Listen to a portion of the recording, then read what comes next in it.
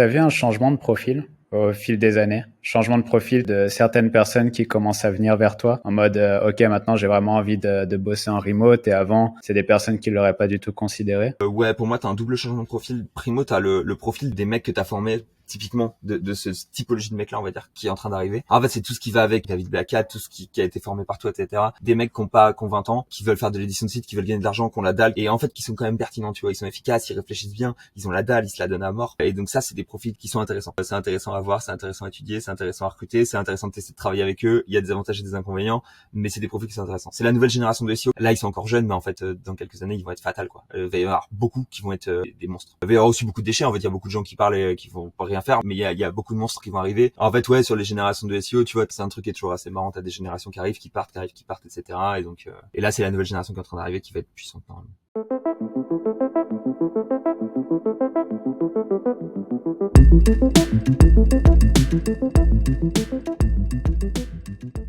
Bonjour à tous, bienvenue sur le podcast des Makers. Aujourd'hui, on reçoit Léo Poitevin, que j'ai rencontré du coup en vrai il y a quelques mois, il me semble, à Bali. Ça me fait plaisir de te recevoir aujourd'hui. Il me semble que tu es en Thaïlande, c'est ça? C'est ça. Je vis à Chiang Mai, je suis établi à Chiang Mai depuis maintenant 1 an. Ça, je vais fêter mes 1 an à Chiang Mai dans une semaine. Et actuellement, je suis à Koh Phi Phi, je suis avec des potes. Voilà, on est parti dans le sud, un peu dans les îles, histoire de kiffer. Koh Phi Phi, qui est l'île du film La plage, c'est ça? Avec Leonardo DiCaprio.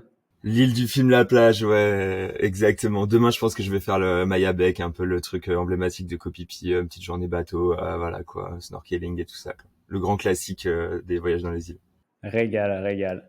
Eh ben écoute, ça me fait plaisir de t'avoir aujourd'hui parce que tu es une personne atypique des personnes qu'on a reçues dans ce podcast, vu que tu as un travail. C'est ça? Exactement. Je suis un employé. Je ne suis pas un Donc, t'es entrepreneur, dans... moi. Même si j'ai eu dans le passé, voilà, des petits essais, des petits trucs, mais alors qu'il est, ouais, voilà, je suis employé encore et je compte rester employé. C'est quelque chose dans lequel je suis extrêmement satisfait. Ouais, par contre, on aimerait bien avoir un peu plus d'explications là-dessus parce qu'il y a employé et employé. Je pense pas que je puisse utiliser la rat race comme mot pour toi parce que aujourd'hui, tu es à Koh Phi Phi, tu habites à Chiang Mai, tu travailles, mais c'est quand même différent. On est d'accord? Donc, on va revenir un peu sur ton parcours, si tu veux bien. Les Alors, par où tu as commencé et quand tu as commencé à bosser en ligne? Comment tu es venu au SEO? En fait, ce qui est marrant, c'est que j'ai pas commencé par le SEO, j'ai commencé par de la technique. En fait, j'ai commencé par un DUT informatique. Donc, en fait, moi, encore une fois, un parcours atypique. Je suis pas autodidacte. Voilà, j'ai fait des études pour apprendre mon métier, aussi étonnant soit-il. Mais j'ai fait un DUT informatique, donc j'ai appris à coder en fait petit à petit dans mon DUT informatique. Je me suis rendu compte dans mon DUT informatique que j'étais pas un très très bon développeur. J'étais ok développeur, mais j'étais pas très très bon. Mais par contre, j'avais un sens business, un sens marketing, un sens de la communication que les autres développeurs avaient pas du tout. Et donc je suis parti en fait après faire une licence pro en e-marketing, marketing digital, des trucs comme ça quoi, où j'ai pas mal appris, j'ai rattrapé tout mon retard en termes de business un peu sur la base, on va dire la base du marketing. Et en fait j'ai découvert le SEO à ce moment-là. Et qu'est-ce qui se passe? Mon prof de SEO, qui était un très bon prof de SEO, nous fait en fait comme seule et unique évaluation en concours SEO. Et donc en fait, il nous file des sites et il nous file un keyword et il nous dit ok, les premiers qui sont par petits groupes de 5, les premiers qui sont sur ce keyword à la fin de l'année auront la meilleure note. Et donc en fait, je me bute sur ce concours SEO et à la fin, on gagne haut la main, on est très content. Et en fait, plus que découvrir une bonne note, je Ok, découvre une donc ça, passion c'était quoi. un DUT. Et du coup, ensuite, de fil en aiguille, je finis. C'est ça. De fil en aiguille, je finis mes études, je continue, je fais ma dernière alternance, donc tout ça en alternance, etc. Et en fait, ma dernière année d'alternance, donc j'ai 22 ans parce qu'en fait, j'ai fait toutes mes études directes et j'ai ma dernière année d'alternance, je la fais chez Cdiscount, au SEO, au pôle SEO de Cdiscount, qui était une belle boîte, une belle machine de guerre à découvrir de l'intérieur. Et donc en fait voilà, je finis ça et en fait en simultané aussi je fais du freelance SEO quand je suis étudiant parce que j'ai envie de faire quelques euros, etc. Je commence à lancer des sites, à vendre du lien, des petits trucs quoi, un peu en mode micro business 2018 pour un petit étudiant qui découvre le SEO et qui a envie de se faire kiffer en fait simplement. Donc, c'est vraiment en 2018 que tu as commencé le SEO, c'est ça? Commencé l'édition de site, seul en gros à créer tes propres sites. C'est ça, en édition de site c'est vite dit en fait. En fait, je commence simplement le SEO en 2017-2018 dans ces eaux-là. Et qu'est-ce que je fais? Au début, les premières choses que je fais un peu de freelance en fait, parce que j'avais envie je me rendais compte que j'avais des compétences que je pouvais monétiser. Et donc en tant qu'étudiant, je me fais plaisir et je fais un peu de freelance.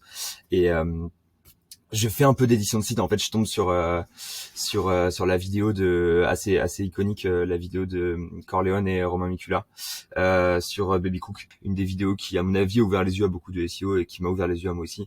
Et donc, en fait, à ce moment-là, j'ai commencé à monter des expis. J'en ai pas fait beaucoup et j'ai pas fait. C'était pas délirant, mais en fait, c'est les premiers sites que tu montes. Donc, en fait, j'ai monté mes 10 premiers sites avec un pote. Et donc en fait voilà, on avait nos 10 sites, je foutais de la trad dessus ou du contenu copié ou des trucs que j'avais acheté sur Fiverr de merde et tout. Et on avait les sites qui tournaient. Je m'en servais pour faire de l'échange de liens, de la vente de liens, pour aller linker des trucs. Il y avait 10 sites, hein, c'était rien, mais c'était le début en fait. Et c'est intéressant parce que ça m'a mis les pieds dedans. Et en fait c'est mes débuts d'expérience en édition de site et c'est là où je connecte beaucoup de choses, où je connecte notamment mon expérience technique pour le développement de site, pour les plugins, pour en fait tout ça, j'avais une facilité qui était énorme là-dessus et où je mets en application en fait toutes les bases des SEO que j'avais lues, que j'avais étudiées, que j'avais vues. Ok.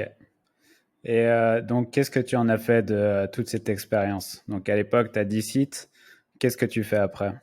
J'ai 10 sites. En gros, j'ai 10 sites. Je suis à la fin de mes études. Je fais ma dernière année d'alternance chez Cdiscount. Je fais du freelance SEO à côté. Donc en fait, à ce moment-là, j'ai un besoin, je pense, à ce moment-là, de comprendre le SEO, d'apprendre le SEO et de découvrir chaque partie du SEO.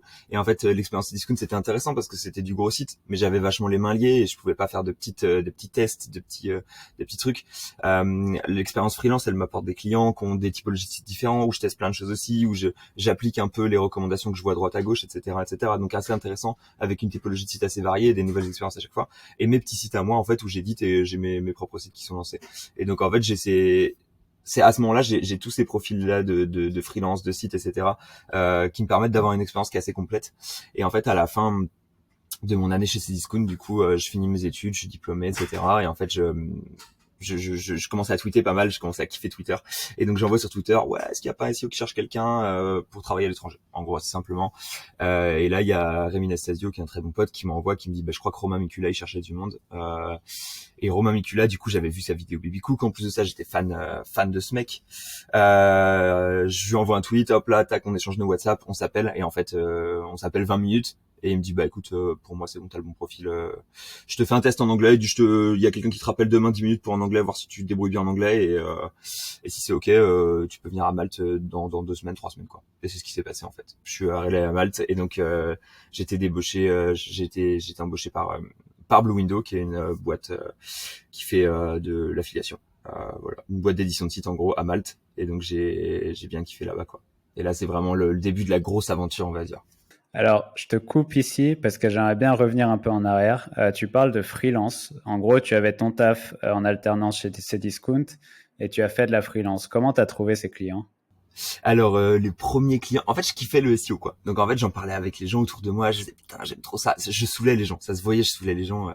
Et en fait le premier client, je crois que c'était ma meuf de l'époque, elle connaissait quelqu'un qui avait lancé un shop, ça décollait pas trop, il cherchait quelqu'un pour faire du SEO. Moi je leur ai dit je vous fais les meilleurs prix du marché parce qu'en fait j'ai qu'une envie, c'est de travailler. Donc les gars m'ont filé le budget, enfin m'ont filé un peu de, j'ai pu travailler pour eux quoi. J'aurais fait une première mission à 300 balles où j'ai passé des dizaines d'heures et c'était cool. Et en fait j'ai kiffé. Et après un peu de fil en aiguille, un peu de bouche à oreille parce qu'en fait eux m'ont référé sur un autre client. Malte, j'ai utilisé la plateforme Malte pas mal. Et en fait, faire du SEO, c'est casser des algos. Et donc en fait, quand t'as compris comment casser l'algo Google, la première chose que j'ai fait, je suis arrivé sur Malte, j'ai vu que c'était un algo de recherche, je me suis dit comment je vais casser l'algo Malte quoi. Et donc en fait avec Malte qui est, je sais plus ce que c'est maintenant, Malte ça a été rebrand. Mais avec Rémi Nestasio, du coup typiquement en fait on a pas mal travaillé sur l'algo de Malte et en fait on a voulu le claquer quoi. Et c'est ce qui s'est passé en fait, on a cassé un peu l'algo Malte et très vite j'ai eu pas mal de clients sur Malte. Et comment quoi d'autre aussi, j'ai outsource des profs aussi, des profs à moi qui avaient des agences SEO. En fait je leur ai dit ouais je cherche du taf etc, si vous voulez me faire des trucs et donc en fait je outsourçais un peu, enfin je leur faisais un peu de linking notamment, je crois, c'est tout quoi. Mais en fait quand tu kiffes ce que tu fais et que tu tapes dedans, ça vient tout seul quoi. Mais en fait demande aux gens qui sont autour de toi qui ont des boîtes et ça roule quoi. Ouais, donc c'était pas mal de bouche à oreille. Et ensuite, quand tu as dit que tu t'es lancé sur Twitter, tu avais combien de personnes qui te suivaient quand tu as fait un tweet pour trouver un taf? 400 je crois. entre 300 et 400. Ça a commencé à être intéressant. En fait, je pense que j'ai toujours eu un profil qui était un peu marrant parce que typiquement à ce moment-là, j'étais SEO chez Cdiscount et en fait, j'étais le seul. En fait, à l'époque, il n'y avait pas de SEO grand compte e-commerce qui tweetait à propos de la vie d'un SEO grand compte e-commerce. Et en fait, c'est pour ça que j'intéressais les gens. J'étais pas bon SEO, mais je leur disais comment est-ce que ça se passait à l'intérieur. Et j'ai pris des tirs à l'époque, hein, parce que les gens me disaient, mais mec, raconte pas tout ça, c'est stratégique, etc., quoi. J'ai toujours eu un peu un problème avec la confidentialité et l'aspect stratégique des choses, quoi. Mais ouais, en fait, c'était intéressant et les gens me suivaient pour ça, je pense. Et ça a mis combien de temps à trouver staff du coup à Malte après le tweet? Ça a été instantané. Ça a été instantané, en fait. Le lendemain, quoi. J'ai tweeté, le lendemain, j'avais la propale sur Rémi et voilà, quoi. C'est marrant en fait, je souligne ça parce que pour moi ça a été la même chose. À un moment où j'avais envie de taffer un peu en agence. Et à l'époque j'avais vraiment personne, j'avais moins de 100 personnes je crois qui me suivaient sur Twitter, sur mon autre compte. J'avais fait un tweet qui avait été retweeté par je sais plus qui et en une semaine il me semble j'avais eu genre 6 ou 7 demandes d'entretien à Paris. Et c'est là où j'ai connu la puissance de Twitter. Tu vois, même avec très peu de personnes qui te suivent, la puissance de Twitter et la puissance de la communauté SEO. C'est un truc de ouf. En fait, moi déjà j'utilise ça énormément. J'adore Primo pour du personal branding forcément parce qu'en fait ça crée plein de choses et c'est intéressant et ça crée une image qui est cool. Et secondo, ça te débloque un millier de problèmes quoi. En fait, dès que t'as besoin je fais du réseautage H24, je suis en DM avec des gens H24 pour plein de problématiques. Là en ce moment, du coup, je suis responsable de la strat pour Green Tomato en tant que aide et en fait, le truc c'est qu'il y a des fois où je me pose des questions et j'ai pas la réponse. En fait, je sais pas. Enfin, tu vois, et il y a personne qui peut m'aider. C'est moi qui est censé être le meilleur SEO dans la boîte. Donc en fait, je suis obligé d'aller voir sur Twitter pour aller chercher des mecs meilleurs que moi qui peuvent m'aider quoi. Et donc en fait, c'est du réseautage sur Twitter et c'est cool et ça permet ça quoi. Et en fait, j'ai des personnes qui commencent. J'avais une très bonne connaissance avec qui je taffais qui commence à utiliser Twitter par exemple, Edouard Ruol, et en fait il commence à se rendre compte de la puissance du truc. À chaque fois il pose des questions, il me dit putain mais mec c'est un truc de ouf, Twitter répond à toutes mes questions quoi. Et en fait ouais, Twitter c'est trop puissant, moi j'adore. Non, c'est vraiment, vraiment, vraiment puissant. Et donc tu as trouvé ce taf en très peu de temps et tu as déménagé à Malte. C'est ça? T'as quel âge à cet Ouais, âge-là? en fait T'as quel âge à cet âge-là? à ce moment-là à ce moment-là j'ai 22 ans. Ouais, 22 ans. Et donc en fait, moi j'ai toujours voulu voyager. Ça a toujours été mon but de voyager. J'ai pris une école de commerce qui me permettait d'aller bouger à l'étranger au maximum. Tous mes stages, je les ai fait à l'étranger. Et donc en fait, je voulais bouger. À l'époque, avec ma meuf, on réfléchissait, nanana, où est-ce qu'on va l'année prochaine quand j'ai fini mes études et tout et tout. Et donc en fait, on essayait de se décider. Et bon bah en fait, quand j'ai eu cette propale de Romain Mikula, qui était un mec que j'admirais en fait. Je me suis dit ok bah j'irai à Malte, tu vois. En fait j'ai même pu concerter ma meuf, j'ai dit maintenant soit tu me suis soit on se sépare en fait et au final on s'est séparés. C'est un peu triste mais j'étais trop passionné par le SEO. Cette opportunité pro était trop belle et donc en fait je voulais absolument aller à Malte et c'est ce que j'ai fait. C'est marrant, c'est que quand tu me racontes ton parcours, tu as un peu le même parcours que Kylian Dalmar du coup. Ouais, bah, c'est assez marrant parce qu'en fait enfin tu vois je l'ai recruté sur un post lié à un de mes tweets aussi. En fait, c'est moi qui cherche du monde sur Twitter maintenant, juste ce que je fais. Et donc, je l'ai envoyé ensuite à Blue Window où il est arrivé très vite. Et en fait, c'est trop marrant parce que j'ai encore pas mal d'anciens collègues et je connais la suite et la vie de Kylian, etc. Et en fait, ouais, c'est des profils. On a des profils qui se ressemblent. En fait, des gens qui sont très passionnés, et qui sont très déterminés et qui font ça. Enfin, tu vois, qui avancent en fait et qui déroulent quoi. Ouais, Kylian, pour la petite parenthèse, c'est du coup une personne qui était dans ma formation, qui est partie à Malte. Non, partie à Malte après. Mais du coup, qui a été recruté par toi, Léo. Ouais, d'abord je l'ai recruté. En gros, d'abord, je l'ai recruté, on a travaillé 6 mois avec lui, ensuite on a fermé le pôle et du coup, on lui a dit que voilà, on pouvait pas continuer comme ça, c'était un CDD slash mi-temps, en gros. Mais du coup, comme il était pas mauvais, j'ai tweeté à propos de lui pour le pousser un peu, en fait, pas le laisser en plan. Et donc c'est ce qui s'est passé. Il a trouvé un taf à Malte dans la foulée chez Blue Window, qui était la boîte dans laquelle j'étais au précédent, en fait. Magnifique, magnifique.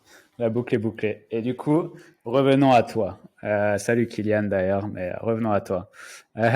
Donc tu arrives à Malte et tu travailles chez Blue Window. Vous faites quoi là-bas?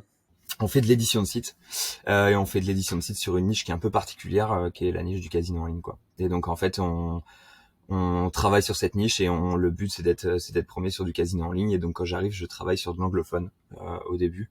J'ai fait 1 an sur de l'anglophone à faire de l'édition de site sur des sites qui étaient des monstres en fait. Et je pense que ce qui est fou quand tu arrives dans une structure comme ça, c'est que on te donne des. En fait, je suis ultra débutant quand j'arrive là-bas. Je m'en rends pas compte. Je pense, tu vois, c'est le syndrome Dunning-Kruger, je crois, où t'arrives et t'as l'impression que t'es ultra fort alors que t'es pas encore fort. Et en fait, j'arrive là-bas et j'ai l'impression d'être bon mais je sais que j'ai quand même une bonne base de débutant. Mais on me file des budgets qui sont indécents, on me donne une expérience qui est indécente, des ressources qui sont indécentes. Et donc en fait, quand t'arrives dans des niches qui payent beaucoup avec des boîtes qui te font confiance et qui priorisent le SEO, c'est complètement fou. En fait, l'expérience elle est décuplée quoi. Il y avait une légende un peu qui était quand on était à Malte, qui était un an à Malte, c'est 5 ans en France en termes d'expérience SEO en fait, parce que les budgets que t'as, les gens que tu fréquentes, les discussions que t'as, le niveau auquel tu es est ultra élevé. Il y a les attentes sont ultra élevées, ça pardonne pas en fait. Si t'es pas ultra bon, ça marche pas, donc faut que tu te la donnes à mort quoi. Et c'est vrai ça encore aujourd'hui, tu penses? Ouais. Franchement, en fait, tout dépend. Faut quand même que tu aies une passion SEO, tu vois, une envie de faire des trucs par toi-même. Faut que tu sois capable si t'es capable de monter un WordPress, que t'as fait tes premiers cours SEO et que t'as envie de taper dedans, en fait, passer à Malte ou dans une boîte qui fait dans une boîte qui fait de la niche ultra concurrentielle sur lequel tu auras des gros budgets, c'est forcément enfin, ton expérience, elle va ultra vite, quoi. Parce que tu fréquentes les bonnes personnes, qui te stimulent de la bonne manière, parce que tu peux tester plein de choses. Et ça c'est parfait quoi. C'est ce qu'il faut pour faire du SEO en fait. Ouais, carrément. Et du coup, donc là, tu emmagasines pas mal d'expérience, surtout dans la niche ultra concurrentielle. Une petite question avant d'aller plus loin, c'est pour toi, c'était quoi la plus grosse différence entre travailler chez Cdiscount et travailler pour une agence comme celle-ci qui est dans l'édition de site, accès argent? Ce n'est pas le même métier. C'est-à-dire que j'ai fait deux métiers complètement différents. Il n'y avait aucune tâche en commun. C'est en fait le SEO c'est marrant parce que on se dit ouais on fait le même métier, on est tous SEO. Non, on fait pas le même métier. Il y a des branches de SEO qui n'ont rien en commun, aucune tâche. Tu vois, c'est-à-dire qu'il y a presque aucune compétence que j'avais chez Cdiscount, que j'ai appris chez Cdiscount, que j'ai découvert chez Cdiscount, que j'ai pu utiliser dans l'autre, quoi. Donc en fait, le métier d'édition de site, il est ultra large. D'ailleurs, c'est assez drôle parce que mon chef, Romain, quand il m'a débauché, il m'a dit ouais, t'es chez Cdiscount, mais ça veut rien dire.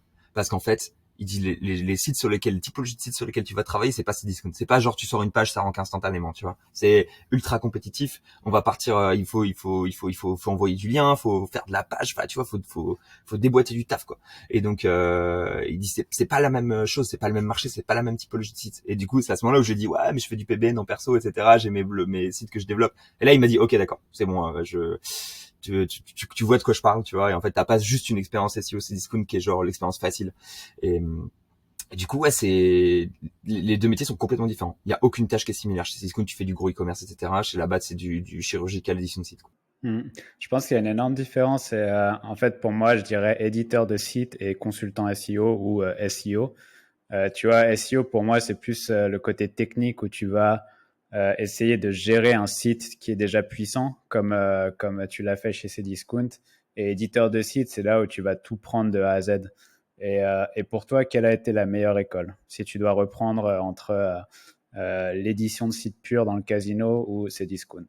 Bon, l'édition de site, c'est indécent. Enfin, c'est sûr, quoi. Après, Cdiscount, en fait, j'ai appris des choses qui m'ont mis à un niveau instantanément qui était ultra puissante. Et chez Cdiscount, en fait, j'ai pas appris en faisant, j'ai appris en regardant, dans le sens où, en fait, tu découvres, quand tu ouvres le back office technique d'un site comme ça et quand tu vois comment ça fonctionne, tu te dis putain mais c'est complètement fou. En fait, t'as 10 ans de cerveau SEO qui se sont accumulés et qui ont optimisé la machine encore un petit peu plus, encore un petit peu plus, encore un petit peu plus, en reconsidérant à chaque fois, en testant et en vérifiant que ça marchait, tu vois. Et donc en fait, chez Cdiscount, quand tu ouvres la machine et que tu la regardes, elle est parfaite. Et donc voir de l'horlogerie aussi parfaite que ça, tu vois, de la joaillerie aussi impeccable, ben en fait c'est ultra instructif. Et j'ai appris c'était quoi la meilleure optimisation e-commerce SEO possible chez Cdiscount.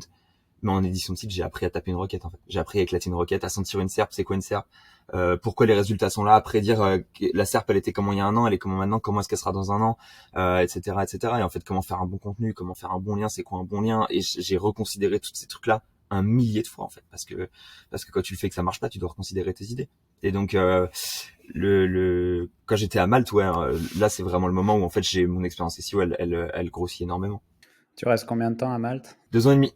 2 ans et demi, et donc je fais un an et demi, un an, en gros sur les marchés anglophones, et après je passe sur des marchés francophones. Du coup, pour du natif, les marchés anglophones c'était un peu compliqué à l'époque, et Et donc en fait on se dit que potentiellement c'est parce que je parle pas bien anglais, ce qui est pas complètement vrai, ce qui est pas complètement faux.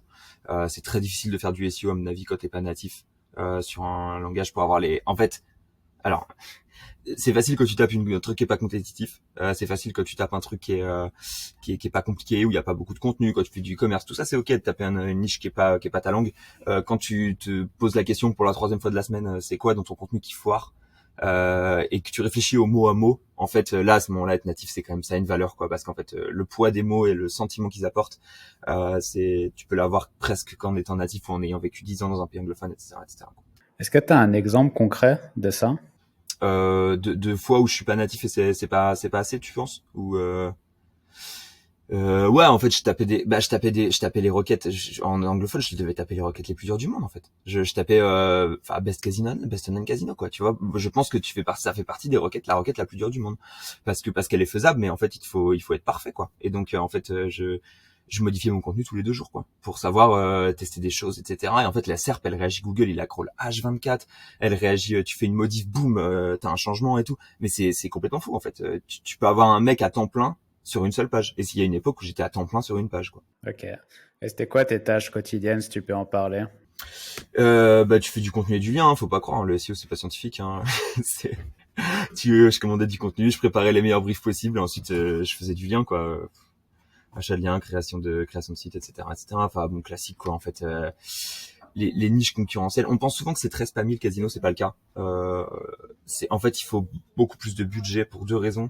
Parce qu'il faut faire des pages qui servent à rien. En gros, si tu veux compléter ta niche sémantique entre très grands guillemets, il va falloir que tu fasses beaucoup de pages qui servent à rien. Et donc dépenser de l'argent pour du contenu qui va pas en rapporter, ça c'est un peu contre-intuitif et les gens ont pas trop envie de le faire.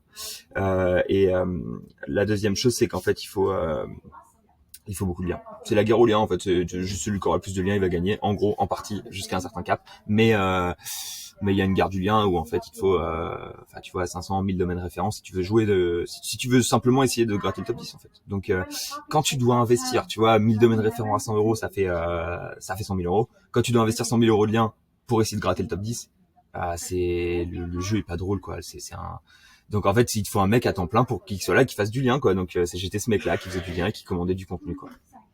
Donc tu fais du lien, du contenu, du lien, du contenu. Et tu te faisais plaisir à cette époque? T'aimais bien ce que tu faisais? J'adorais ça, putain, j'adore ça, c'est trop bien le SEO quoi. Genre, en fait, parce que tu fais du contenu et quand tu vois qu'il marche, parce que moi en fait, pour moi le SEO tout ça c'est qu'un grand jeu d'ego. Tu vois, c'est juste, c'est un jeu vidéo en fait. T'es en train de te battre.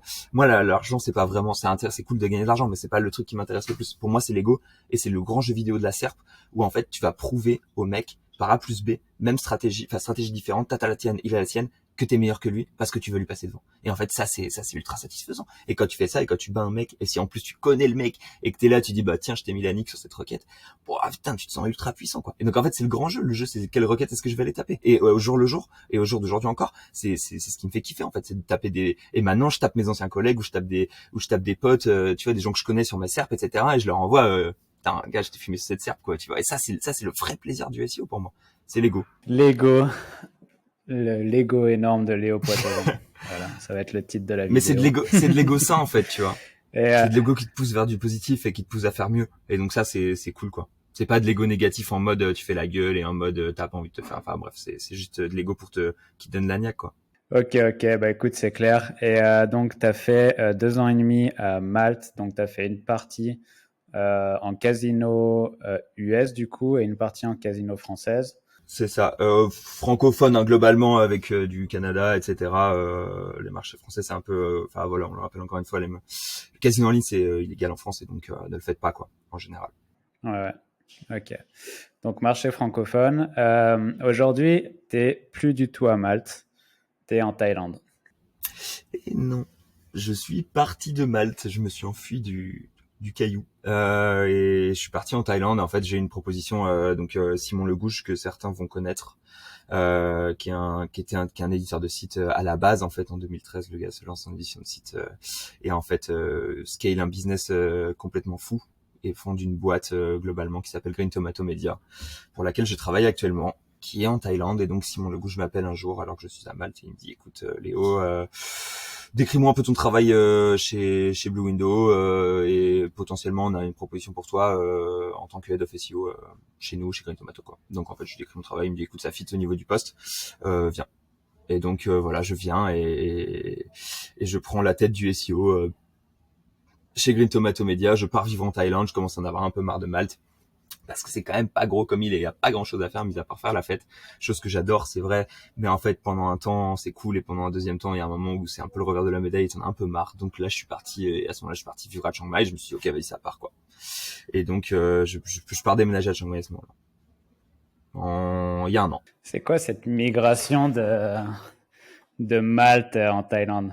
Ouais, t'as vu tous les SEO maltais, ils partent tous en Thaïlande, mais parce qu'en fait la Thaïlande c'est ultra cool. Enfin c'est mieux en fait, la qualité de vie est mieux, etc. Et en fait quand t'as accepté que tu partais à Malte, t'as accepté et que au début tu te dis ouais je suis proche de ma famille, etc. C'est ok, tu vois, t'es proche de tes potes, c'est vrai, tu vois. Et en fait le truc c'est qu'après un an, après 2 ans, tu te rends compte que tu vas pas tant voir que ta famille et tes potes que ça, que même si t'es à côté c'est ok, et qu'en fait tu peux avoir une qualité de vie qui est genre ultra élevée en Asie du Sud-Est pour enfin tu vois, pour aller kiffer en fait, qui est bien meilleur qu'à Malte. Et donc en fait les gens maintenant ils cherchent la meilleure qualité de vie possible, je pense. Et en fait Thaïlande t'as pas mieux quoi, je trouve que t'as pas mieux. Et pour ça t'as le site Nomadlist. Je me souviens j'ai écouté un de tes podcasts, t'en parlais et en fait le site Nomadlist c'est bien pour regarder c'est où la meilleure qualité de vie quoi, assez simplement quoi. Et tu peux nous faire un comparatif du coup, Malte, Thaïlande. Fais-moi un petit comparatif, du coup, optimiser SEO, s'il te plaît. Pour pour moi top 10 des raisons de venir en Thaïlande. Pour moi la Thaïlande ça t'as vraiment t'as quelques trucs qui sont vraiment cool. Le pouvoir d'achat en fait, tout simplement ça c'est game changer quand tu pars dans un pays du tiers monde, enfin du tiers monde entre grands guillemets. T'es blindé et donc en fait c'est pour moi alors qu'il est c'est impossible de dépenser mon argent quoi, tu vois. En fait dès que tu gagnes dépenser 2 000 € en Thaïlande c'est tous les mois de manière consistante, c'est très compliqué. Faut vraiment que tu flambes, il faut vraiment que tu fasses des dingueries. Si surtout si tu vis à Chiang Mai qui est encore moins cher que les îles ou les trucs comme ça, dépenser 2 000 € par mois de Chiang Mai c'est compliqué. Donc en fait je fais plus le ménage, je fais plus la cuisine, j'ai jamais fait la cuisine en un an en fait, tu vois. Je fais plus même ma lessive je la fais faire, etc. Donc ça c'est trop cool, t'achètes tout ce que tu veux tout le temps, enfin tu vois, c'est ultra impulsif, c'est ultra agréable quoi. Et ensuite en Thaïlande qu'est-ce qu'il y a, il y a 2-3 autres avantages. Il fait plus beau toute l'année en fait, il fait chaud, il fait beau et ça moi je kiffe. Ok, et du coup, il y a une question que je dois te poser parce que tu es Frédéric Zibet qui m'avait contredit là-dessus. Et du coup, je vais voir si tu vas me contredire ou pas. La communauté SEO à Chiang Mai. Oui et non. En fait, le truc c'est que pour moi, ouais, à mort, parce que en fait, je fréquente des gens. En fait, toute la boîte elle est orientée ultra SEO, tu vois. En gros, on a télétravail illimité, mais comme la Thaïlande c'est un truc de fou, les gens viennent travailler chez Green Tomato, du coup viennent travailler dans les bureaux. Et en fait, ce qui se passe, c'est que du coup, je fréquente tous les jours 10 ou 15 SEO FR, quoi, en fait, quasiment. Donc, il y a moi déjà, il y a un écosystème SEO au quotidien qui est assez énorme. Plus les anciens, en fait, des gens qui avaient des business perso, qui sont partis de la boîte, des gens qui étaient dans d'autres boîtes, qui faisaient du SEO ou des business sur Internet, qui ont fait des stages, qui sont revenus, etc. Donc, en fait, je fréquente pas mal, ouais, il y a 10-15 SEO FR seulement. Que je fréquente. Tous les autres par contre des SEO anglophones, etc., je n'ai jamais croisé. Enfin j'ai jamais parlé avec eux, etc., mais en fait parce que j'ai mon groupe de potes et ça roule comme ça quoi. Ok. Ouais, mais tu as quand même une dizaine de SEO autour de toi. Donc en vrai pas mal, ouais. Et si n'importe quel SEO qui viendrait à Chiang Mai avec plaisir, et je peux lui faire rencontrer ouais facilement une petite dizaine de SEO facilement quoi. Ok, bah c'est noté. On mettra ton numéro de téléphone en dessous de cette vidéo. Non, c'est vrai que moi, Chiang Mai, bah, je me répète, mais j'étais allé au Chiang Mai SEO 2019. Et c'est vrai qu'à ce moment-là, j'avais rencontré énormément de SEO. Pourquoi? Parce qu'il y avait la conférence, bien évidemment, mais il y avait Simon, et du coup, il y avait quand même un gros groupe de Français qui étaient là-bas et qui habitaient là-bas. Et j'avais trouvé ça assez cool. Bah ouais. Simon il avait dû ramener toute l'équipe, je pensais là cette année d'ailleurs ça reprend, j'espère t'y voir en novembre. C'est vrai, c'est vrai que ça reprend et j'en parlais du coup à Loïc Frissard, bah, avec qui on avait bu une noix de coco il y a pas longtemps et c'est vrai qu'on en parlait, on irait bien parce que c'est un très bel événement qui coûte pas cher du tout. Alors je sais pas s'il va augmenter les prix, mais ça j'ai toujours fait la comparaison entre les événements SEO et les événements style affiliate ou e-commerce. Il me semble que c'était 200 euros, je crois, la conférence de 2 jours ou 250. Ouais, c'est 300, je crois, 300 $, un truc comme ça. Donc ouais, ça doit faire 250 € à l'époque. Et ouais, non, c'est sûr, hein. Enfin, l'autre fois, j'étais à l'affiliatoire aussi, les prix des tickets, c'est pas la même, hein. Ça pique un peu, quoi, l'affilié. En fait, dès que tu parles affiliation, t'es très orienté, très business, t'as moins le côté technique. Et donc, je pense que c'est un côté où, on sait que les mecs, ils ont du pognon et ça les fait peut-être, ça fait peut-être même un peu kiffer de payer le ticket cher, tu vois, d'avoir un côté exclusif, etc., quoi. Ouais, clairement. Mais je te rejoins, je conseillerais à 100% Chiang Mai SEO du coup 2023. Pour rencontrer un max de SEO, bah, tu vois, moi à l'époque, j'ai rencontré Kevin Jourdan, j'ai rencontré Simon, Théo, j'ai rencontré pas mal de gens là-bas et c'était vraiment, vraiment cool. Et on va reprendre sur ton taf actuel. Ça fait quoi d'être en contact? Est-ce que tu es en contact direct avec Simon? Ouais, bien sûr, bien sûr, bien sûr. On se voit ultra régulièrement. En fait, tu passes au bureau de temps en temps, etc. Et on se voit régulièrement. On en discute beaucoup. En fait, Simon, même si à l'heure qu'il est, la boîte est énorme et elle fait beaucoup de choses. Et en fait, Simon, je pense que sa spécialité, en vrai, c'est que c'est enfin, c'est un businessman de génie, quoi. En fait, il sait faire de l'argent sur Internet, quoi. Il connaît les choses qui vont te faire gagner de l'argent sur Internet. Et donc, mais à la base, c'est quand même un SEO, quoi. Sa dominante, ça reste le SEO. Et donc, forcément, moi qui gère toute la stratégie SEO, il me challenge. On va dire qu'il me challenge parce qu'en fait, jour le jour, moi, j'ai le nez dedans et en fait, il respecte beaucoup ma strat. Et il va toujours me dire, mais il va me poser la question, il va me dire, ok, on part sur quelle direction, etc. Et quand moi j'ai des trucs qui peuvent être genre un peu border, je lui pose la question, est-ce que c'est ok de faire ça, est-ce qu'on peut prendre ces risques-là, etc., etc. Donc ouais, en fait, je le fréquente énormément et ça déroule bien. Et vous êtes combien là à peu près? Vous avez dit vous êtes une dizaine, un peu plus d'une dizaine? Alors, prépare-toi. Au Global Green Tomato, on doit être 80. Et en fait, il y a deux grands départements, un département qui fait des applications mobiles et un département qui fait du SEO. Ça, c'est un peu les deux gros départements majeurs. Et le département qui fait du SEO, du coup, enfin du SEO et de la FI en général, on est en tout, on doit être 30, 35. Et sur le pôle SEO pur et dur, ouais, on est 15 en gros. Ok, donc si tu fais du SEO, de l'édition de site, tu peux avoir une entreprise de cette ampleur. Ouais. Bah en fait, si tu regardes les plus grosses boîtes SEO, enfin moi je connais du coup très bien le secteur du gambling et du casino en ligne parce que c'est le secteur dans lequel j'ai le plus travaillé, que c'est le secteur que je connais.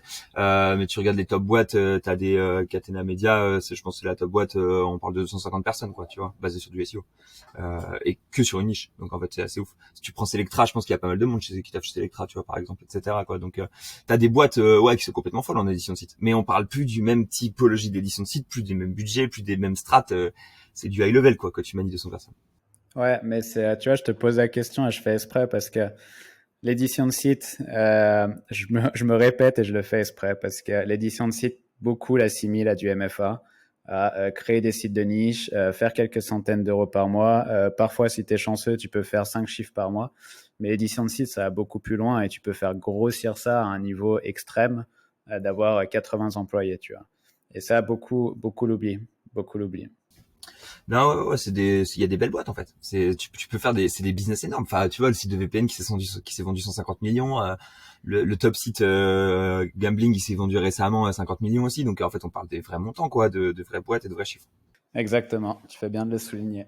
Et toi, du coup, tu es head SEO. Ça veut dire que tu es à la tête du SEO, vraiment? Donc ouais, voilà, en fait, c'est ça. Je suis à la tête du SEO chez Green Tomato. En quoi est-ce que ça consiste en gros? Avoir un département contenu où le but c'est d'avoir la meilleure qualité de contenu, des rédacs qui délivrent on time, etc., etc. Enfin en mode de freelance par contre. Donc on a deux trois gars en contenu qui gèrent les freelances et tout ça. On a une team sur du link building qui va faire du lien et une team de ce qu'on appelle des product managers qu'on pourrait appeler des SEO qui sont un peu le centre, qui ont chacun un site, le centre d'un projet et qui charbonnent leur site pour aller dégommer la concurrence quoi en gros. Et toi, tu manages tout ça. Et moi, je manage tout ça, ouais, à peu près, en gros, un peu, ouais, c'est ça, quoi. Je suis à la tête de la strate de tout ça, euh, et, et en fait, une des forces que j'ai, je pense, c'est que j'aime beaucoup ce que je fais et je suis toujours en continu, en plein dedans, et donc en fait, je suis capable d'avoir en fait, je suis très mauvais pour m'organiser, par exemple, ça c'est cocasse pour un mec qui doit gérer 15 personnes, mais je suis très innovant et donc en fait, ce que je vais faire, c'est que je vais pousser de l'innovation constamment et je fais en sorte que les gens à qui je pousse de l'innovation et les gens que j'ai dans ma team, ça soit des gens qui soient très organisés et qui soient capables de noter tout ça, etc. quoi. C'est un peu ça donne, ça, c'est assez bizarre comme relation. Globalement, tout le monde est très autonome, très indépendant. On parle d'une boîte où on est tous en remote. Enfin, tu vois, remote illimité, vacances illimitées. Je le mets souvent en avant sur Twitter, mais c'est complètement faux. En fait, les conditions de travail chez Green Tomato, elles sont excellentes, quoi. En fait, j'ai tellement de questions à te poser, mais déjà, on va déjà souligner ça, c'est que en 2023, si tu es SEO, si tu apprends le SEO et que tu veux trouver un taf, tu as des gars comme Léo Poitevin qui publie tous les jours, tu as des gars comme Yann de Koopman qui publie tous les jours, Kevin, pourquoi Kevin bref, oubliez le nom, désolé. Mais tu as des gars qui publient tous les Même Romain Mikula, il publie pas beaucoup, mais il recrute beaucoup aussi à Malte, hein. En vrai, c'est un truc de ouf, quoi. Donc en fait, il y a des boîtes qui sont en grosse croissance, qui font du chiffre et qui ont besoin de gens qui sont ultra motivés. Putain, mais tu vois, si tu fais du SEO, t'as 6 mois de SEO dans les pattes et t'as la dalle, je te jure que tu trouves un taf instant, hein. Pour revenir à l'histoire de Kylian, hein, c'est un gars qui est rentré dans la formation, qui a appris le SEO, qui a fait une petite alternance parce qu'il a commencé à kiffer le SEO comme toi. Et le gars, il a à peine la vingtaine et il est déjà en poste à Malte. Et dans quelques temps, bah, je ne sais même pas où il sera, mais ça va aller très vite. En fait, ouais, il faut savoir que des diplômes, il y en a aujourd'hui, il me semble, en SEO. Mais à l'époque, il n'y en avait pas. Ouais, il y en a, mais vite fait, hein. Franchement, ils valent pas grand-chose. Ouais. En gros, toi qui recrutes, entre une personne qui a 6 mois d'édition de site ou une personne qui a je vais même aller jusqu'à un master en SEO, si ça existe. Tu recrutes qui? Euh... Ça dépend pour quel poste. En vrai, honnêtement, alors qu'il est, je sais que t'as envie que je te dise que je prends l'éditeur de site, mais ça dépend pour quel poste, parce qu'en fait, un éditeur de site, ça veut dire très souvent un mec à 6 mois d'édit site, ça veut dire que pour primo, il a pas eu de résultat, donc tu sais pas si sa strat elle a fonctionné, donc d'un point de vue strat. Mais en tout cas, il est débrouillard, donc tu peux le mettre sur un poste de débrouillard, ça c'est cool. Sur un poste où t'as besoin d'un mec autonome qui est débrouillard, c'est l'éditeur de site clairement. Si t'as un poste qui a besoin de cadre, en fait, de structure, qui a besoin d'être organisé, qui a besoin d'organiser, qui a besoin de gérer des équipes, bah en fait, il y a des fois où quand même les études c'est pas plus mal, hein, faut pas croire. Ça a un côté où moi j'ai détesté mes études, enfin j'ai détesté mes études, je les ai trouvées que ça servait à rien, mais en fait en réalité ça m'a quand même donné une structure, ça m'a donné un cadre, des normes de production, etc. Et donc en fait quand t'as besoin de gérer une grosse équipe, de faire du relationnel, des trucs comme ça, il y a des fois où l'équipe c'est intéressant, quoi, où les études ça peut être intéressant, et où en fait où les profils d'éditeurs de sites ils vont pas faire le taf, quoi, mine de rien, parce qu'en fait ça reste en vrai tous les, enfin tu vois, si on prend la plupart des mecs qui ont fait ta format ou des trucs comme ça, c'est des mecs qui sont jeunes, ils ont la dalle, ils ont envie de tout arracher, mais en termes de fiabilité c'est pas toujours le top du top, tu vois, parce qu'en fait les gars ils sont là, tu vois, ils ont envie de faire des trucs, mais ils ont 20 ans, quoi. En fait quand t'as 20 ans, bien sûr des fois t'es pas fiable.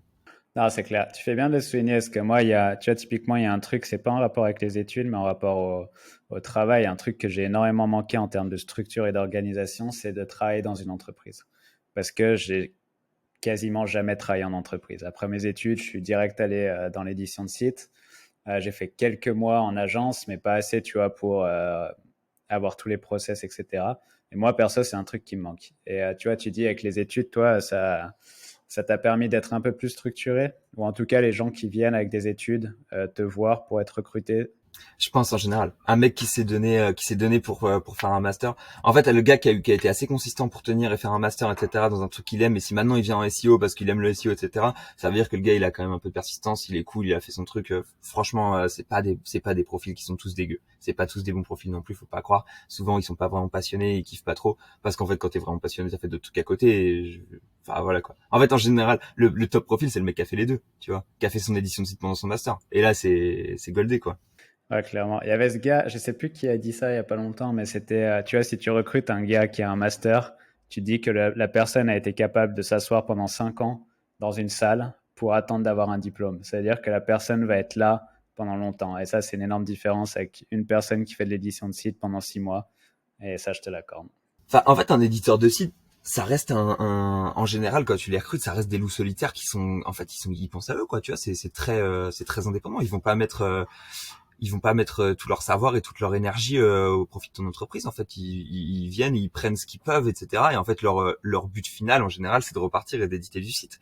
Ça reste des très bons éléments. Ils sont moteurs, ils ont des super bonnes idées, mais il y a des fois où la fiabilité, encore une fois, voilà quoi. Tu vois, ça peut il vaut mieux, parce qu'en fait, il va falloir que je traîne le mec quand même pendant 6 mois, un an, tu vois, avant qu'il soit au top du top. Et donc, en fait, si le mec il se casse après un an, ça veut dire que j'ai passé 6 mois, un an à train. Il y a des fois où il vaut mieux quelqu'un qui écoute bien, entre grands guillemets, tu vois, qui est docile, entre très grands guillemets, encore une fois, et qui va rester 3 ans, 4 ans, et en fait, qui va bien train et qui va être une machine de guerre à son poste. Et même s'il il drive moins de croissance, au moins il est présent, tu vois, et tu n'as pas besoin de recruter constamment, et voilà, quoi. C'est vrai. Totalement d'accord. Et toi, t'es cette personne. Du coup, comment tu arrives à trouver cette personne? Euh, c'est compliqué. Primo, en fait, ça c'est chez GTM, en fait, quand j'ai besoin de recruter et que je cherche justement des profils comme ça, les top profils, des profils qui vont être créateurs de croissance et fiables. Euh, Primo, en fait, t'as pas le choix d'avoir les meilleures conditions de travail possibles. Si tu proposes pas les meilleures conditions du marché, les mecs ils viendront pas chez toi. Donc il faut une paye décente. Il faut du remote illimité parce que c'est la norme désormais, quoi. Et en fait ça te permet aussi de recruter dans le monde entier. Enfin, ça change complètement le paradigme de recrutement, quoi. Et ensuite, ouais, des avantages, en fait, des avantages de ta boîte, un écosystème, un environnement qui est top, etc. Et donc, en fait, quand t'as tout ça et que tu fais, faut vendre du rêve un peu aux gens, tu vois. Faut vendre du rêve et ensuite, quand ils arrivent, faut que le rêve soit présent, tu vois. En gros, bon vendeur de rêve et rêve bien présent. Et en fait, là, t'as les top personnes, quoi. C'est sûr. Ok, bah merci du conseil. C'est ce que je vais faire du coup. Si vous avez, en fait, si t'as besoin de recruter, si demain t'as besoin de recruter, si t'offres pas du télétravail illimité, à salaire égal, je vais te prendre tous tes employés, tous les meilleurs, c'est sûr, tu vois, c'est instantané. Parce qu'en fait, le télétravail illimité, c'est un avantage qui est énorme. Et aujourd'hui, moi, j'adore flex sur Twitter avec le coup des vacances illimitées, parce que c'est vraiment la politique de l'entreprise, tu vois. Et donc c'est énorme, en fait, ça te permet de flex à mort et les gens ils sont là, mais c'est pas possible, tu vois. Et ça fait vraiment travail de rêve, et c'est le cas, tu vois. La réalité, c'est qu'en fait, quand tu kiffes ton travail à mort et que t'as du remote illimité, tu prends pas tant de vacances que ça. Parce que là, regarde, tu vois, je suis en train de travailler. Là, je fais le call, je suis dans une chambre, je suis dans un hostel, tu vois, je suis sur mon lit d'hostel, dans une petite bulle à copipi. J'ai pas besoin de prendre de vacances pour ça. Et là, je vais aller à la plage, etc. Et c'est le rêve, quoi. C'est marrant ce que tu dis, tu sais, tes conditions de taf de rêve. Des fois, j'ai du mal à recruter en me disant, putain, en fait, ça me paraît bizarre qu'un gars puisse accepter ce travail. Et souvent, tu as une personne autour de moi qui va me dire, mais attends, tu te rends compte des conditions? Imagine toi, t'as à peine la vingtaine et quelqu'un te propose ce taf-là. Et ben, ça ressemble quasi, tu sais, au pub Facebook à l'époque, travail de rêve, on te paye pour voyager pendant un an. C'est exactement pareil. Où tu proposes un salaire qui est quand même propre. La personne peut travailler en remote. Si elle veut, elle peut venir à Bali bosser avec toi, tu vois. Et tu veux quoi de mieux comme taf? Et en fait, des fois, c'est difficile de revenir en arrière dans ta tête et de te dire que toi-même, en fait, tu aurais adoré avoir ces conditions à l'époque. Et qu'aujourd'hui, c'est possible avec le SEO et tout taf en ligne d'avoir ce type de conditions, quoi. Mais en fait, c'est même quand tu recrutes, réfléchis au profil que tu veux et dis-toi que le profil que tu veux actuellement, il est dans la ligne 2 pour aller sur la défense à Paris, tu vois, et qui fait ça tous les jours et qu'il en a marre et tu vas lui proposer exactement le même salaire et il va pouvoir aller vivre où il veut, sachant qu'il veut pas vivre à Paris. En général, il veut aller vivre, retourner chez ses parents à Biscarrosse, tu vois. Et voilà, en fait, le mec, il va pouvoir le faire avec les mêmes conditions de travail, plus de vacances, plus de flexibilité. Enfin, tu vois, des questions qui se posent pas, etc., etc. Donc en fait, c'est complètement fou. Tu peux honnêtement avec du remote illimité, tu peux débaucher énormément de personnes instantanément et ça c'est trop bien, quoi. Moi, pour aller puiser les meilleurs talents, j'utilise ça à mort. Et t'as vu un changement de profil au fil des années? Changement de profil, c'est de certaines personnes qui commencent à venir vers toi en mode, OK, maintenant j'ai vraiment envie de bosser en remote et avant, c'est des personnes qui ne l'auraient pas du tout considéré. Ouais, pour moi, t'as un double changement de profil. Primo, t'as le profil des mecs que t'as formés, typiquement de ce typologie de mecs-là, on va dire, qui est en train d'arriver, des jeunes. En fait, c'est tout ce qui va avec David Blackhat, tout ce qui a été formé par toi, etc. Des mecs qui ont 20 ans, qui veulent faire de l'édition de site, qui veulent gagner de l'argent, qui ont la dalle, et en fait, qui sont quand même pertinents, tu vois. Ils sont efficaces, ils réfléchissent bien, ils ont la dalle, ils se la donnent à mort.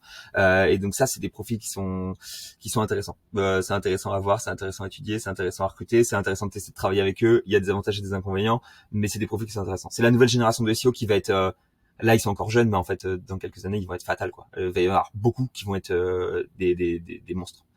Il va y avoir aussi beaucoup de déchets. En fait, il y a beaucoup de gens qui parlent et qui vont pas rien faire, mais il y a beaucoup de monstres qui vont arriver. Et chose qui est en fait, ouais, sur les générations de SEO, tu vois, t'as un peu, c'est un truc qui est toujours assez marrant. T'as des générations qui partent, etc. Et donc, et là, c'est la nouvelle génération qui est en train d'arriver, qui va être puissante normalement. Donc ça, c'est un peu le Et tu profil. disais, Vas-y.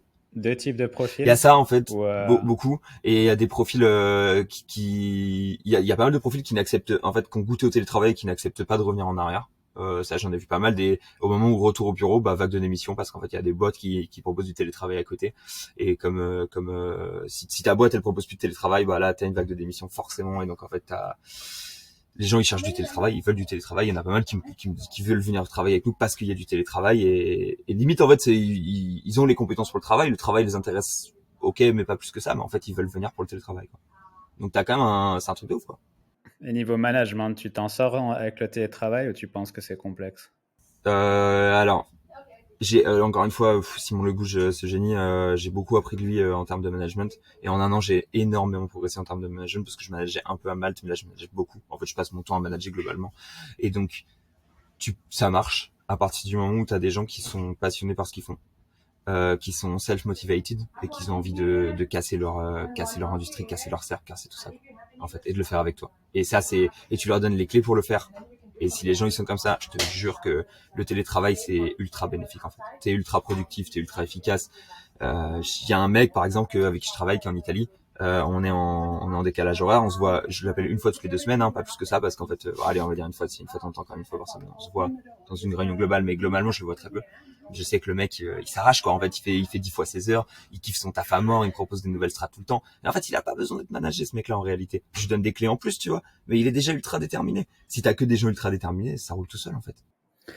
Et qu'est-ce que tu donnerais comme conseil? Euh, Allez, il y a une personne qui a aujourd'hui 10 sites de niche, qui commence à faire des sommes à 5 chiffres, donc il a moyen, tu vois, de recruter. Et son but, c'est d'automatiser les tâches, qui soient de moins en moins présents pour qu'il puisse être comme toi aujourd'hui, admettons, qu'il puisse être aide SEO de ses propres sites de niche. Qu'est-ce que tu lui conseillerais de recruter? La première clé, je pense, ça serait, oh, bah, à la rigueur, si t'as vraiment personne, recrute un dev, hein. En fait, recrute un dev indien, ça va pas te coûter cher. Et si tu veux automatiser des tâches que actuellement tu fais de manière manuelle, bah c'est bon, en fait. Ça va te permettre de le faire. Si on parle d'automatisation, si en fait tu parles de quelqu'un qui va créer de la croissance à ta place, parce que ça c'est une autre histoire, tu vois, d'envoyer la bonne strat, de réfléchir à ça, et en fait d'être capable de changer de stratégie et d'innover, etc. Ça, c'est un autre profil. En fait, là va falloir trouver la personne qui a la dalle. Et ça, je te jure que c'est compliqué de trouver la bonne personne qui a vraiment la dalle. Mais ouais, conseil de proche, va chercher sur Twitter, teste des gens, en fait, teste, hein. Prends personne en mode à défaut, tu vois, en fait, teste un mec 6 mois. Mais mieux que ça, en fait, t'en testes, tu te dis, ok, de 1 an, 3 mois par 3 mois, je teste 4 mecs différents, et à la fin de l'année, je choisis le mec que je veux garder, en fait, tu vois. Et enfin, faut prendre la politique RH un peu comme tu prendrais une politique SEO, où tu vas tester plein de choses et tu vas voir, ok, ça fonctionne, ce mec là il est bon, c'est celui que je veux garder, etc. Et un truc qu'il faut jamais faire, faut jamais se dire c'est assez, ça fera l'affaire, tu vois. Non, il faut des mecs qui te cassent ton crâne tout le temps, tu vois, qui sont trop forts, et tu te dis putain, ce gars-là il est trop bien, tu vois, il se la donne à mort, et il faut pas se dire c'est suffisant. Suffisant, c'est pas assez, quoi. Et quand tu dis, alors je reprends ce que tu dis, là on est dans un poste où c'est quand même plus tard. Tu as une personne qui gère, on va dire comme toi, qui va gérer le groupe de sites, etc.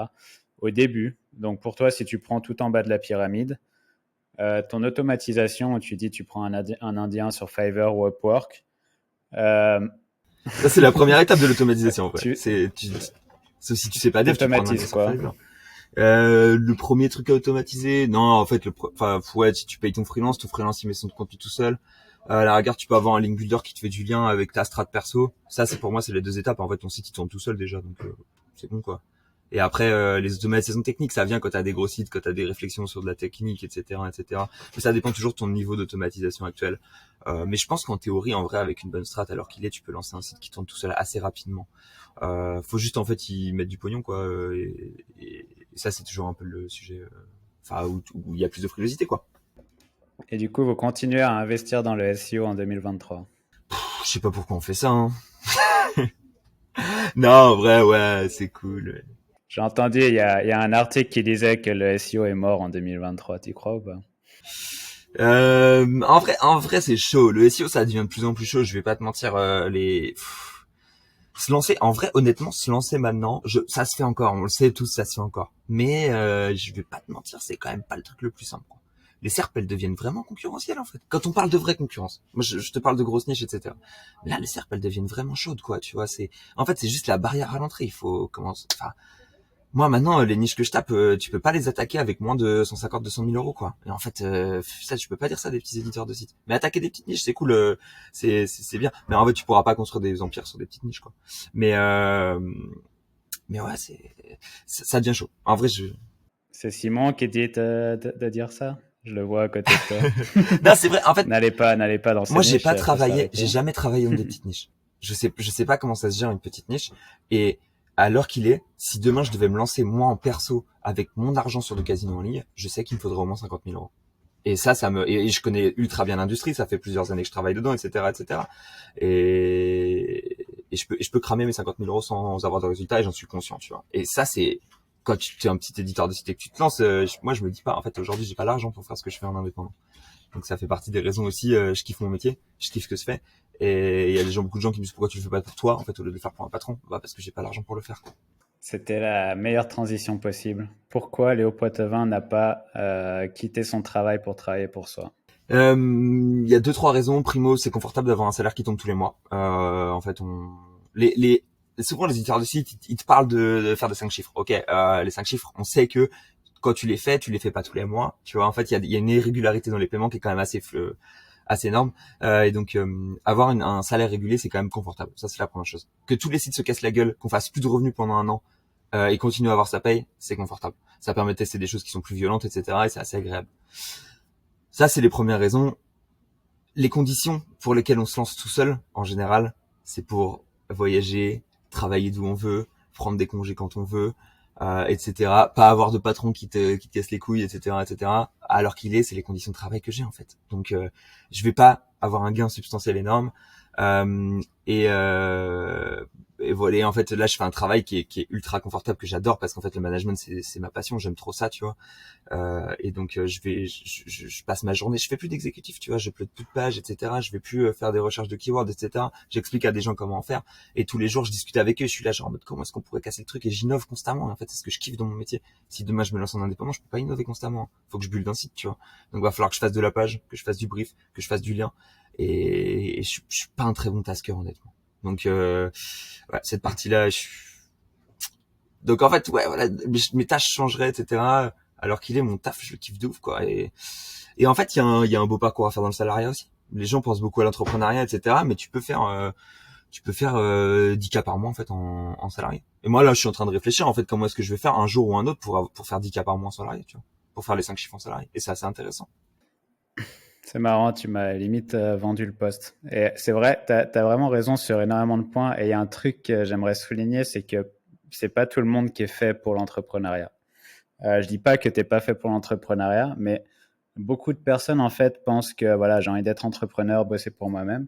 Mais comme tu dis, c'est ultra confortable d'avoir la situation que tu as aujourd'hui, le confort que tu as en termes d'avoir un salaire tous les mois et de pouvoir voyager comme tu le fais, prendre des vacances, des jours de congé comme tu le fais, et toujours toucher un salaire. Parce que quand tu te lances dans l'entrepreneuriat, comme tu dis, bah faut mettre les mains dans le cambouis, comme on dit, et tu dois faire des textes, tu dois faire des liens, tu dois monter des sites, tes sites vont se péter la gueule, tu vas de passer de 2000 balles à 500 euros en un mois, tu vas devoir gérer ça, et ça dure pendant des années, à part si bah, tu réussis dès le début, mais c'est quand même pas facile. Et comme tu dis, il y a des très belles carrières à faire dans le salariat. Et c'est tout aussi bien. Parce que c'est vrai ce que tu dis, tu vois, il y a beaucoup de personnes qui disent, ouais, je fais 5 chiffres par mois en édition de site. Mais ces 5 chiffres, tu les réinvestis la plupart du temps parce que tu as envie que ton business grossisse. Et ton salaire, à la fin, il est pas énorme, il est pas si énorme que ça. Alors que quand tu touches un salaire d'une entreprise, c'est un salaire. Ouais, j'ai vu pas mal de gens en fait réinvestir en masse sur des sites, tu vois. Et ils ont sorti des chiffres fabuleux à des certaines époques. Et en fait, ils ont réinvesti en masse. Le site il s'est cassé la gueule. Et au final, t'as juste perdu ton argent, quoi. Enfin, c'est pas perdu parce que vas-y, tu vas renouveler, tu vas te reconstruire, etc. Mais en fait, quand tu regardes l'argent que tu possèdes vraiment à la fin, c'est un peu chiant. Après, là, il y a un truc qui est quand même non négligeable, c'est que je construis pas. En fait, je construis pas de produits, j'ai pas de valorisation, tu vois. Je touche mon salaire. Et en fait, en édition de site, il y a un truc qu'on oublie, c'est que tu peux vendre ton site. Et quand tu considères le prix d'un site au vu du multiple, bah en fait, vas-y, tu vois, c'est quand même pas mal la valorisation du site. Et donc, à la fin de l'année, si tu te dis vas-y j'ai construit un site pendant 3 ans, il m'a généré tant par mois, etc. Et en fait à la fin tu le vends et que tu calcules que tu as vécu pendant 3 ans sur ton site et la somme que tu encaisses à la fin et que tu la linéarises sur 3 ans en termes de tu vois global chiffre paye par an, etc. Bah en fait c'est pas mal quand même. Mais il faut être bon et il faut avoir des bons résultats, etc., etc. Là j'ai choisi la safety et je kiffe ça en fait. Tant mieux, et tu as l'air d'être bien heureux dans ce que tu fais. Et en plus, on avait parlé un peu de ton objectif long terme, qui est différent de beaucoup de personnes. Et est-ce que tu peux expliquer un peu plus? En fait, c'est un truc, ça s'appelle le Lean Fire, enfin le Fire, Financial Independence et Retirement Early. En gros, le but, c'est de se dire que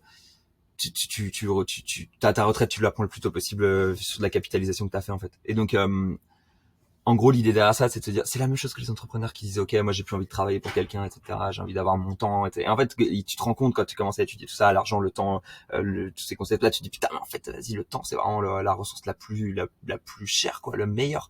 Et donc, moi, le but, c'est de gagner le plus de temps possible. Et le but pour avoir le plus de temps possible, en gros, c'est de prendre ta retraite le plus tôt possible, ce qui est le but alors qu'il est pour moi, et de me dire bon bah je vais gagner de l'argent et en fait quand j'aurai assez d'argent je vais prendre ma retraite quoi. Et donc tu sais ça c'est toujours le calcul investissement, t'as besoin de en gros avec 500 000 euros tu génères 2 000 euros par mois en passif, bon, voilà quoi, fin du game. Et c'est stable et c'est fiable et c'est la bourse et c'est long terme et c'est 5% et c'est ok. Et donc là le but à l'heure qu'il est pour moi en fait c'est de gagner assez d'argent pour avoir 500 000 euros de patrimoine en gros et générer 2 000 euros par mois et ne plus avoir besoin de travailler jamais de ma vie quoi. Ça serait le but. C'est ça, ce que Fire, il me semble qu'il part du principe que en investissant ton argent intelligemment sans prendre de risques, tu es autour des 4% C'est ça, 4-5%, ouais. euh, par an, c'est ça. Ouais. Et du coup, ouais, c'est vrai qu'en faisant ce calcul, toi, tu aurais besoin de 5 000 euros pour vivre avec 24 000 euros d'intérêt, enfin de bénéfices par an, du coup, d'intérêt. Et donc, pouvoir vivre avec 2 000 euros par mois. C'est ça. Et donc en fait, et ça c'est marrant parce qu'en fait tu fais le calcul, tu vois. Moi je me suis dit ok, bah on parle de 500 000 euros, ah c'est une grosse somme. Ouais c'est vrai que c'est une grosse somme. Bah, les intérêts composés déjà c'est magnifique. Et en fait combien j'ai besoin d'investir par mois. Et si, et en fait j'ai fait un fichier Excel qui était complètement fou où j'avais pris mon salaire, ok augmentation moyenne de salaire par an 4%, évolution du salaire, combien est-ce que j'épargne sur mon salaire, etc. Et en fait j'ai fait ce calcul là et ça m'a donné une date et ça m'a dit ok bah normalement si tu gères bien ton truc à cette date là tu prends ta retraite. Et la date à l'époque où j'avais fait ce fichier, c'était 42 ans, je me souviens. Et en fait, là, j'ai fait des moves qui étaient, ma carrière a été plus successful que ce que je pensais. Et donc, en fait, j'ai pu réduire ça. Là, je suis à 36, quoi, en gros, tu vois. Le but, ça serait de prendre ma retraite à 35 ans, à peu près. T'as quel âge aujourd'hui? J'en ai 26. Donc, dans 10 ans, théoriquement, je suis à la retraite. Inch'Allah. Ah bah, je te souhaite. Et non, c'est vrai que moi, j'adore cette manière de penser. Pareil, j'ai des chiffres en tête aussi. Mais ce truc d'avoir un 4% par an, tout le monde me dit, mais tu peux avoir beaucoup plus. C'est vrai, tu peux avoir beaucoup plus de 4%, mais en règle générale, si tu fais un investissement qui est quand même assez sécure, où tu prends pas de risques, parce que le but, c'est de pas perdre ces 500 000 balles. Si tu fais, OK, un gars va te dire, voilà, un gars va te dire, allez, mets tout dans la crypto, oui, mais je peux le perdre, tu vois. Et non, le but, c'est cet argent que t'as gagné, ces 500 000 balles, c'est de les garder et de faire 4% minimum par an. Donc, du coup, tu fais des investissements qui ne sont pas énormes, mais qui te rapportent ça toutes les années. Et comme tu dis, c'est ta retraite.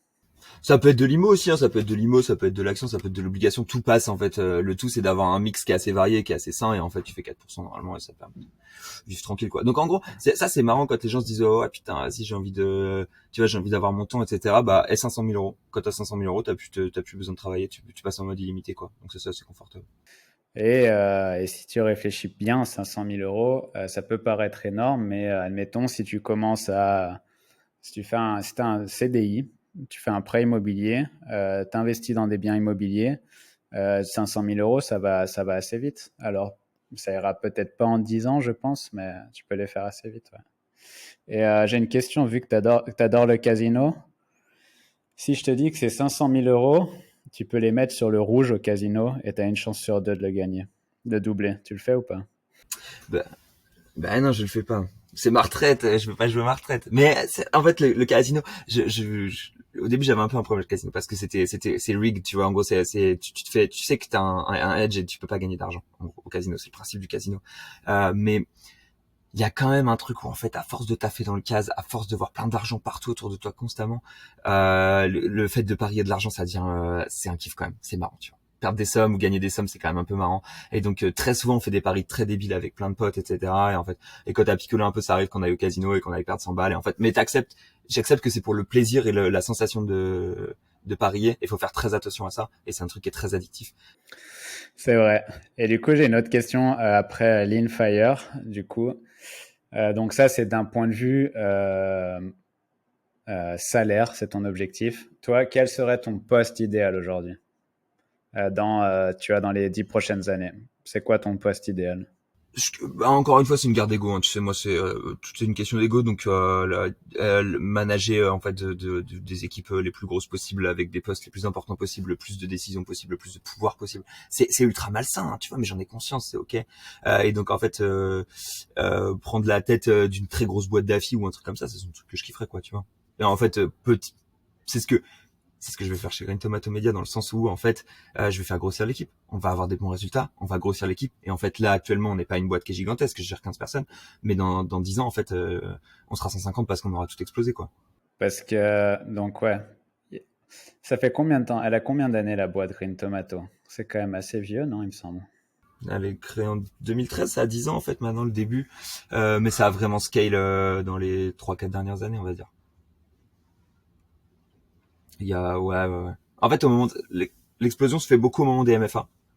Parce que Simon a capté comment est-ce que ça fonctionnait, et il a explosé le modèle en fait. Il a scale, quoi, et donc il a fait un MFA fonctionne, on en fait un deuxième, on en fait un troisième, on en fait un quatrième, on en fait cinquième, et ça retrouve avec 400 MFA, quoi. Ouais, c'est magnifique. J'ai eu la chance de lui parler. Ben, on s'est vu rapidement à Chiang Mai SEO parce que je me souviens qu'on devait se parler. Au final, on s'est vu, je crois, à la dernière soirée du Chiang Mai SEO, comme quand tout le monde se met une cuite. Et on s'est vu parler 10 minutes. Et voilà, on n'était pas à 100% de nos cerveaux à ce moment-là. Mais voilà, félicitations à lui, ce qu'il a fait et toute la team qu'il a créé et tous les emplois en remote qu'il a créé et tous les gens comme toi qui se régalent avec ça. Donc ouais, c'est vraiment beau ce qu'il a fait. C'est vraiment beau. Et ok, je vais te poser une question. C'est si, allez, si tu devais repartir à zéro et accélérer au maximum ta croissance en termes de bah, apprendre les compétences minimales pour pouvoir trouver le meilleur job, dans quel pays tu irais, où tu irais, quel type d'entreprise tu irais? En fait, déjà, je pense qu'en fait, mon parcours, il est marrant, entre très grandes lignées, parce que j'ai eu de la chance. Tout le monde, les gens disent, ouais, la chance, ça se provoque, etc. C'est pas faux. Mais j'ai eu de la chance quand même sur le déroulement du parcours, le hasard a bien fait les choses. Une base technique, c'est ultra bien. Il y a rien, honnêtement, à l'heure qu'il est, je pense que je fais une grosse différence avec ma base technique, parce que je comprends le code, je peux parler aux développeurs, je peux dev moi-même, enfin, tu vois, c'est un truc de ouf, ça permet de plein de choses. Donc une base technique, c'est ultra sain. Et le faire à l'école, c'est ultra bien, parce qu'en fait ça te permet d'avoir le cadre, et apprendre à coder, c'est un enfer. Les gens, ils essaient tous, ils y arrivent pas, parce qu'en fait ça prend énormément de temps et énormément d'énergie, et s'y coller soi-même, c'est compliqué. Donc le faire à l'école, c'est une bonne décision.